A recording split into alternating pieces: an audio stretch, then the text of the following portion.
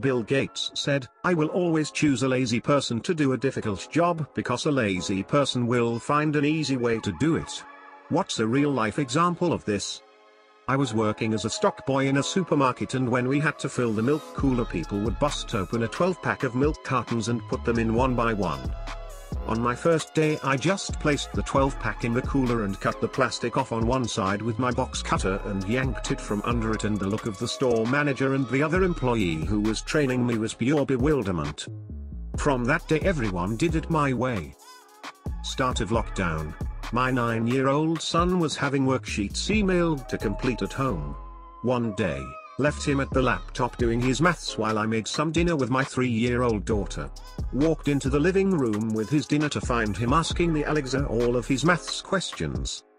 I wouldn't call that lazy so much as an intelligent use of the technology at hand. Learning and utilizing technology is probably a much better lesson learned than whatever the particular maths problems he was working on. Worked as a laborer at a nursery one summer. Daily tasks included manually watering 15,000 plants each day. Put together a back-of-the-napkin plan to build an irrigation system and spent the next few weeks building it with some money from the boss. That system is still running 15 years later and does all the work now. I did automate myself out of the job and had to find another eventually. Couple of years later, got my engineering degree. I'm convinced engineers are inherently lazy people that will spend a disproportionate effort to make things easier. We had to hold a thermometer in water in chemistry class. It probably was only a 20-minute experiment, but your arms get tired after a couple minutes and you can't let the thermometer touch the bottom of the pan or it won't get an accurate reading. So instead of sucking it up and just holding the thermometer, my lab partner built a contraption out of lab books and paper clips to somehow hold the thermometer in the water without it touching bottom. It was the stupidest looking thing you would ever see in a lab class, and our professor even walked over and said, "If it looks stupid, sounds stupid, but it works, then it isn't stupid." My lab partner and I joke that he wasn't talking about the contraption but the intellect of my lab partner. I had a math teacher that actively encouraged his students to be as lazy as possible, defining lazy as actively searching for ways to do as minimal work as possible. His logic was that, the way math is now, it could always be simplified and still work the same. Someone just needs to be lazy enough to find that. I was a paid intern at a large company during one summer back home from college. My work 95% consisted of using SAP, import to Excel, clean data and generate reports, occasionally create some tool someone needed. In the first 2 weeks after getting a hang of my responsibilities, writing all the Excel formulas needed, and basically automating 99% of my work, I was chilling.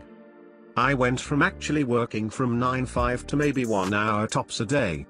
Finding, importing, cleaning, and reporting usually took hours, but with all the formulas it took 2 minutes of clicking. I then helped the other cool intern get his shit set up so we could both just chill. We could take 2-hour lunches, paid for by the company, and nobody said anything cause we were just getting so much more done than the other interns.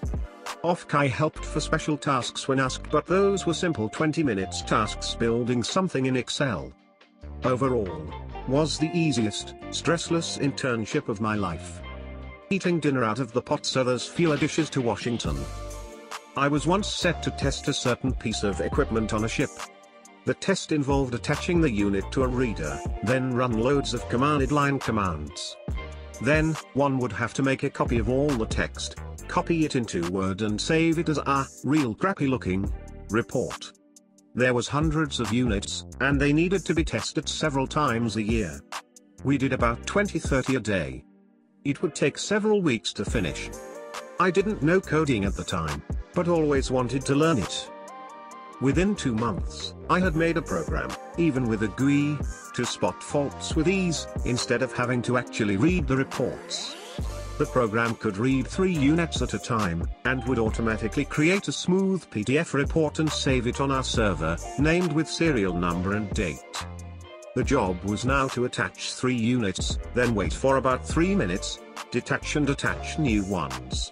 Basically 30 seconds work, 3 minutes break. I could now test all units in a day, though I would typically spread it out over a couple more days. When I left the company, I left the program on the test computer. I got an email from an ex-colleague a few months later, saying they were using the program on several ships now. There wasn't any manual for the program, of course, but it was so straightforward that it wasn't needed. Worked in a local adult education center. One of my main tasks was to make calculation about how many people enlisted for a course, how many of them got discounts, unemployeds for example, how many men/women/age etc. that was needed to calculate upcoming courses fees etc. That was my only work there and I hated it. This was in early 90s, so PCs were a thing in our offices but I had no idea how to write a program or use a database to use this informations. Lucky as I am, our center had an interesting policy: when you want to educate yourself, you can attend that class for free. And when it's during the work time, then this is work time, as long as my supervisor is okay with that. She was. So I spent 3 months studying database structures, scripting, coding etc. I told my tutor what I wanna do and he helped me to write a script that grabs all necessary informations from the course's database, copy that into another database, and then I went crazy and wrote code that was insane. I implemented what-if scenarios thanks to filters. At the end I was able to do my work, that needed 6 hours a day, within 15 minutes. I mean, before that it took for example an hour to have all the necessary informations to have how many unemployed single parent women does it need to make the costs of that course even. I had everything back then. Now you want statistics: how many single parent disabled foreign women at the age of 80-90 are needed for the next 2 years to keep the ornithology course running? Sure, no problem. Clickety-click, done. After that, I started the PC in the morning, grabbed all the data, ran my script, was done within 15 minutes, and then read the book I brought from home. At the end of the day I gave my supervisor several dozens of papers, statistics, predictions etc. and said that was a lot of work. And went home. My supervisor was super happy with me because I did so much more now and was super effective. I had a manager in my 20s who detested the fact I turned a 2-hour process into a 15-minute process. It exposed how much lazier he was compared to me, because when the higher-ups learned from other people at my level that I created the program, they took me aside and told me he took credit for it. They asked me how I felt about that. I told them what decisions they make regarding the manager's character is their decision. Just put yourselves in my shoes and consider it from that angle. They did nothing, and I took the concept to a competitor who invested the money into making the program more robust and proprietary. My name was line 1 on the patent and trademark documents, and I did well enough to semi-retire at 45. I credit Lee Iacocca for the inspiration. He went through a similar problem with higher-ups at Ford, and his answer was to take his brain to Chrysler, who would value it.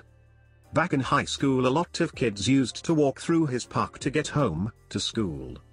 A portion of the path went into the woods because it was just quicker than walking the actual trail. At one point in the walk through the woods, you had to go up this small but tedious hill, nothing major, but it took like 10 seconds of hard work to go up it. You couldn't go around because one side was a small cliff to the creek below and other side had dense trees. One summer, a bunch of us got together and decided to just dig through that hill to make it flat. It took like 14 of us 3 good days to get through it. It was a hard 3 days, but it was definitely worth it. Saved 10 seconds of hill climbing every morning and afternoon, 150 plus days of the year. And it wasn't just us, but hundreds of other kids who took the same party every day. Sometimes you need to put in a lot of work so your future selves can enjoy the easy way out. I was invited to my friend's yearly apple picking. It was a full day of apples and kids and filling a truck for cider. I'm lazy and suggested we make the process more efficient with tarps on the ground. We managed in 2 hours what historically took all day. We didn't even get to the picnic lunch. Essentially, I ruined apple picking. Walkie-talkies. In every job I've ever had, these things make your day far less labor-intensive if used correctly.